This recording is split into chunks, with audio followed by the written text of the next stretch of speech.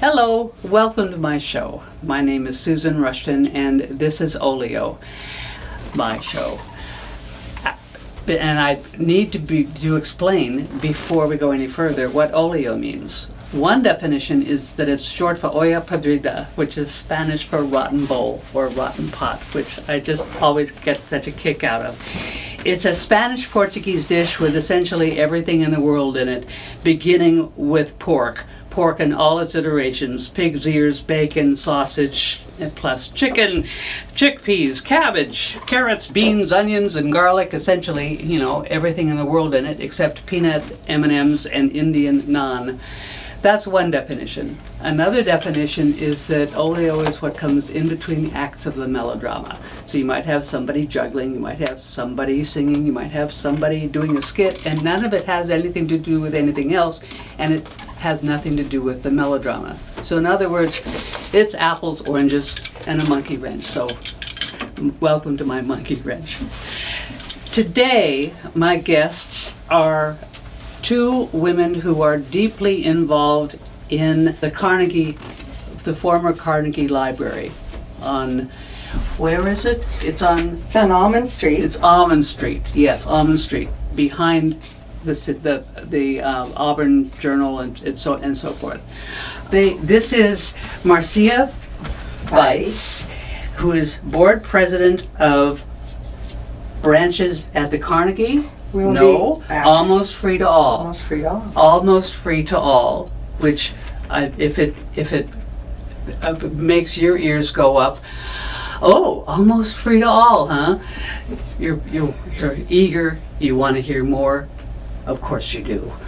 And next to Marcia is Diane Gilbert, who is treasurer of Almost Free to All. So you probably won't be doing much since it's almost free to all.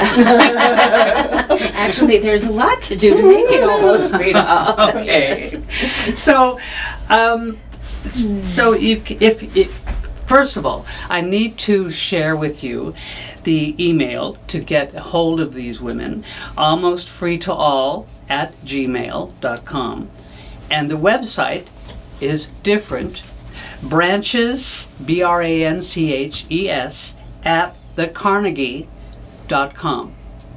So, ladies, what is this? What is Almost Free to All? Well, Almost Free to All is a nonprofit organization that we have put together, a group of us, to offer a program, put together a program to launch the Carnegie into sort of renew the Carnegie. We want to renew the building. So people can come and do stuff. Right. We're hoping for a venue, an event center, and we'd like to provide it as affordable as possible to all. So, okay, almost free to all. Almost free to all. And we go by AFTA, AFTA. Okay, AFTA, almost free to all. Okay, and so, Diane, when this gets up and running, tell us how much you'll be charging people for whatever. Well, our hope is to keep it affordable. We want to create an affordable space, give the community an opportunity to rent by the hour. Our target price is $20 to $25 an hour, and you would rent by the hour. And so there are smaller rooms and larger rooms, and the smaller ones are 20. No? It's based on the numbers of people, or if it's a large corporate meeting that wants to have a training or workshop and takes over the whole place. It's based on numbers, basically, not that.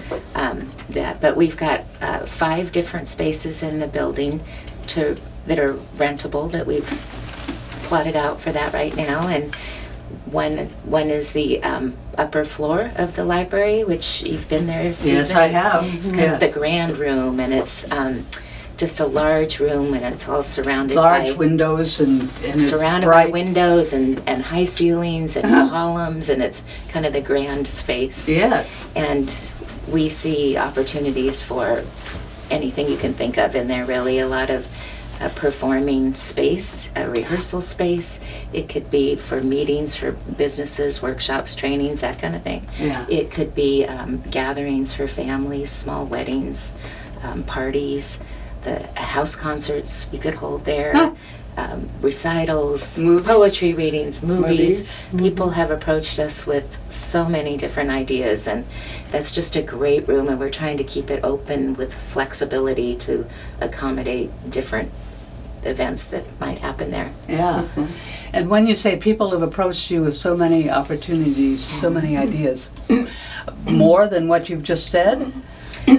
We had, oh gosh, so many off the wall, for lack of a better term, Cool! ideas. For instance, we had a family walk by when we were gardening one day there, and they were strolling, little kids, and chit-chatting, family walk. And they said, "What are you doing here? What's happening?" And we told them what we were planning to do. And we said, "We're working on the garden out back, the little garden area." And it's a patio garden area. And they It's said, very pretty. they Shady, said, yeah. lovely. They said, "Can we go back and take a look?" So we said, "Sure, we'll show anybody this place." Yeah. So we went back there, and they were so excited. They said, "Can we book it for next July for their mother's 100th birthday party?" Oh, wow. They said it would be perfect. She loves libraries. This is ideal. And Yeah. So that was interesting. And then we had someone come. We were meeting there for something else, and they just peeked in thinking we were a library.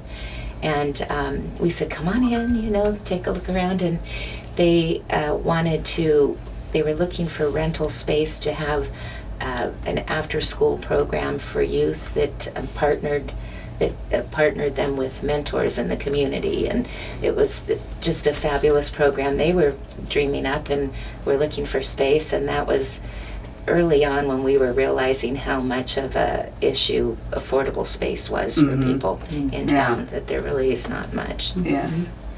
So we have another room downstairs that we have named the quiet room. The quiet room. And that Okay. will be a good space to have a book club. You might want to have a private meeting there. You might want to have we've talked about making it more of a soundproof room. It's not there yet, but that's something that could happen, and that might be an area where you would be able to do a recording or something. Yeah. So we've got that room. Some space where artists could be in residence. So large enough space that artists could be in residence. So that they would be theirs. Yes. Okay. Yes. Okay. Lots of ideas. Yes. Yeah. Okay. Now, how did this start? Were you two at the beginning, and how long ago was that beginning? Well, people programs have come and gone with the Carnegie for many, many years, and it stopped being a library about 1968, and then it kind of sat dormant there until the early 80s, and then the artists got involved. Yes. And the artists have been using it.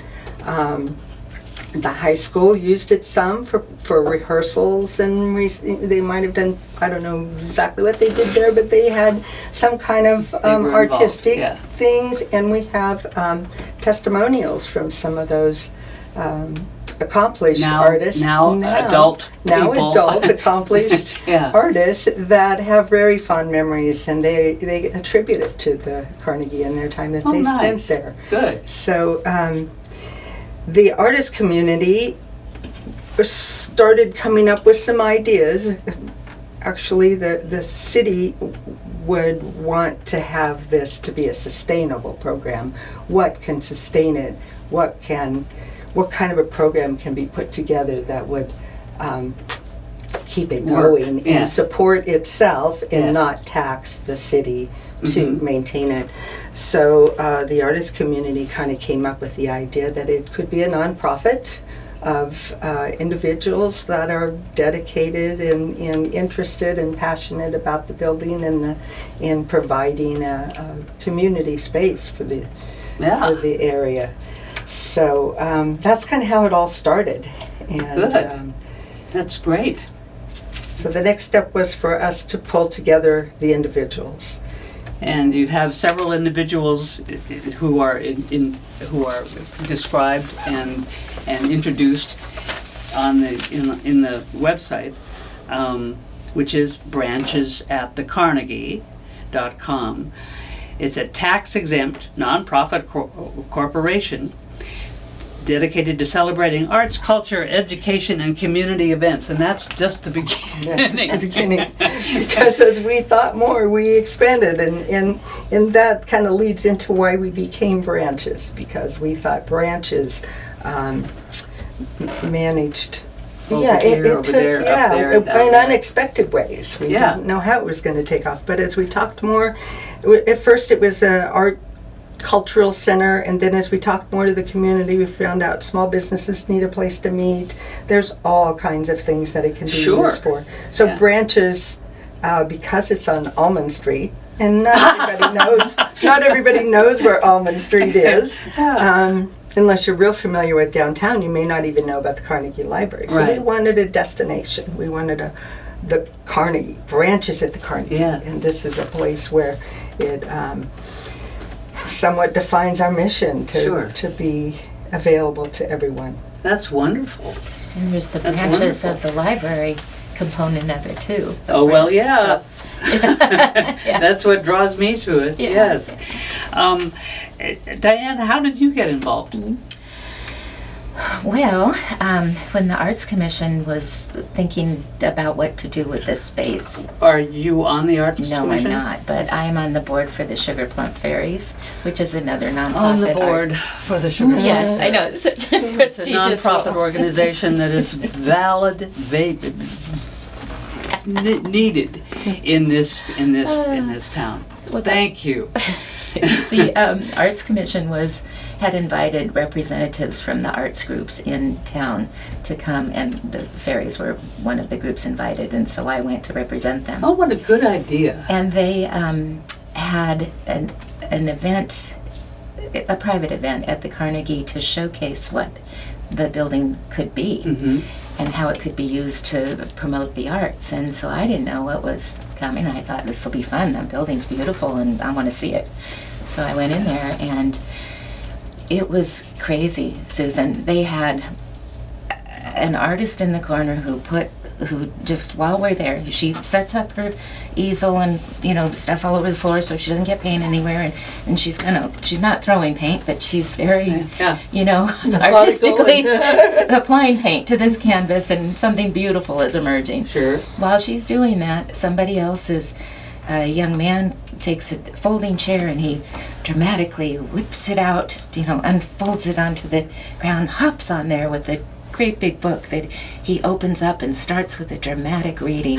And while the painting's going on, this is going on, and then up the stairs comes this a group of Native Americans with chanting and drumming and singing, and they come and sort of encircle the whole area. And so this is for example. This is for example, and while we're just trying to take all this in, a band starts playing downstairs, and we look down there and people are dancing, and it was just a wonderful thing that was happening there. So I went up to Susan Dupre, who was doing the sign-in, and said, "This is great, Can I help you? Can I help? What can I do?" And she said, "Well, we've got great ideas. We just need some help developing a plan." And she said, like a business plan or a development plan. And I said, "I do that for fun. I love to do that. I've done that for 40 years for fun, and maybe I can help you." So I got connected with them on that and started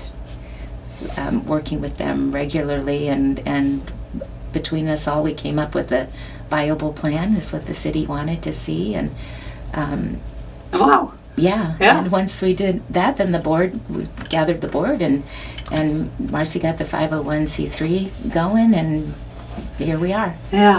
And this has been, when did you start? At least a year ago? About 2019 is the time you're talking about. No, this is the what you have in your head and heart is the idea of entertainment, energy, fun, and writing, getting it a tax exempt nonprofit is work. That's work. That's work. And getting the Carnegie ready is also work. Yes. But you've got this image, this idea, always out there, always out there, always out there. That you have hope for, and enthusiasm for, and ideas for. That's terrific. That's terrific. Have you been approached by any organizations? You mentioned a family saying our grandmother, our great grandmother, our great great grandmother is turning 100. But that's not an organization. Have other organizations approached you? Well, I'm trying to think. Yes. Organizations that there are a couple of writers groups. I don't know if they're all official organizations, like nonprofits like we are, or if we've had a lot of artists come and ask if they can teach classes there. We've had people who teach yoga and Zumba and those kinds of classes who wanted to use space there. We've had somebody trying to write a grant to get a music studio down in that quiet room. We've had a lot of people, musicians have asked if they could use it for concert space. And before we started talking for real, you mentioned a acting company. Perfect for a theater group. It's perfect for that kind of venue where they can come in and have something close right in town. They can come in any hours of the day, as long as we can coordinate with them and have a space for them to be upstairs. They could be outside in the garden area, whatever suits their needs, set up their lighting as they need to, have changing rooms if they need to. And that's for the event itself, perhaps? As a rehearsal. No, as a rehearsal space. Okay. It could be used for the actual performances. But if you want a small audience, smallish it would be audience. Small, yeah. I would say our upstairs will accommodate 60. I believe it's around 60. And then the downstairs, it's a little more than that. Okay. So we keep our. It's a gracious room, but it's also. Oh, I like that. It's a gracious room. It's a gracious room. Good. Yeah. Okay.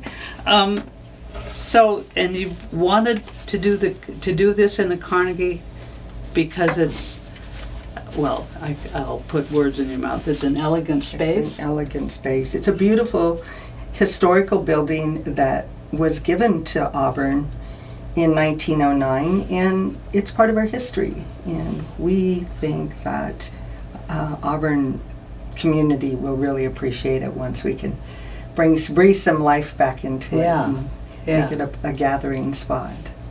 Now, have I asked you why you're involved, why you got started? Well, I got started kind of like Diane did, in that I had something to offer. I was interested. I was introduced to the group and found that my expertise, which is in the tax and business world, was needed. And so we had a lot of artists. For those of us who are artistically, I think that's what the artist community recognized at the very beginning, is they're artists and they're not business people. And so we have a wonderful group that we've put together for a board. And excuse me, you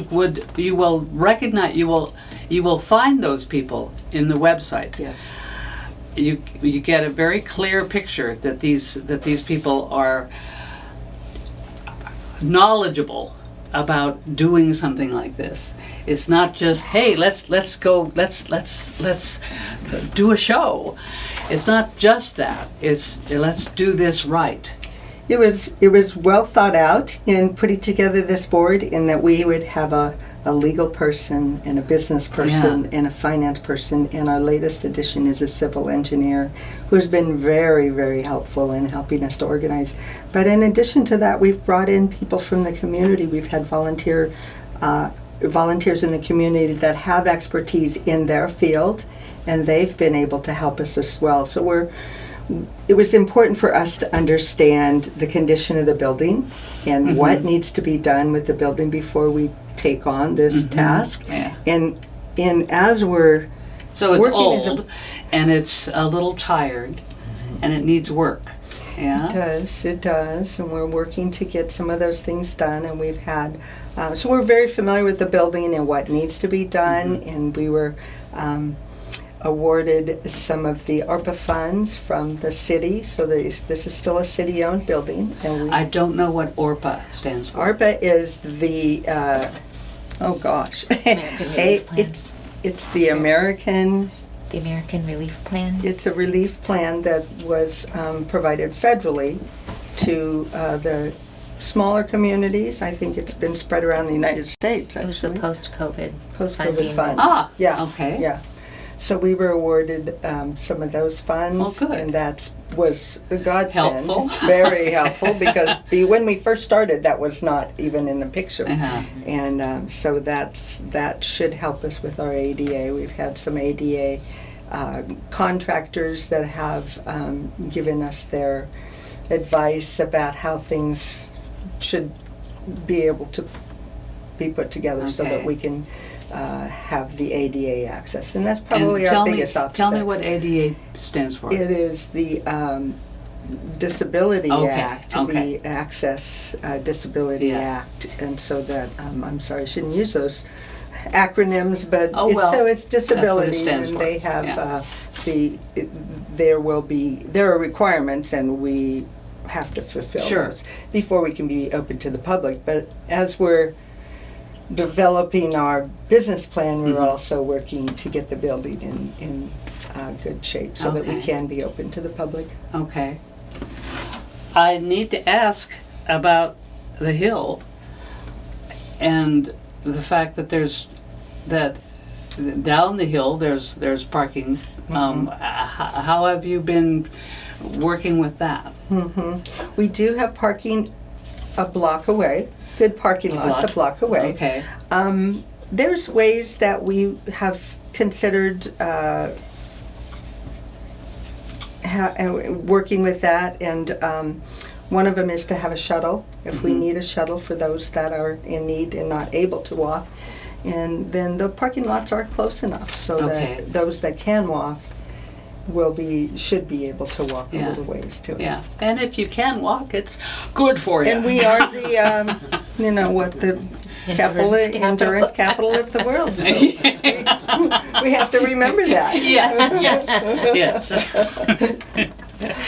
So, how can a person like me, I can help you this way, but if I didn't have a TV show, if somebody is watching, and of course you're watching, how could they be of assistance? Well, we are really excited to have and grateful for all of the community interest and support that we've been getting on the project.